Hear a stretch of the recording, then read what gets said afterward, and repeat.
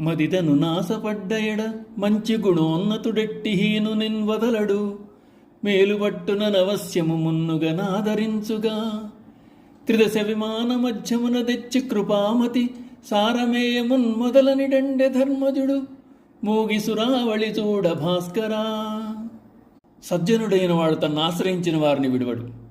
స్వర్గారోహణ పర్వంలో పాండవులు ఒకరొకరుగా అర్జున పక్షపాతంతో ద్రౌపది, అందగాడినన్న గర్వంతో నకులుడు, పాండిత్యమదంతో సహదేవుడు, విలువిద్యలో విర్రవీగి విజయుడు, అహంకారంతో భీముడు పడిపోయారని చెప్తారు.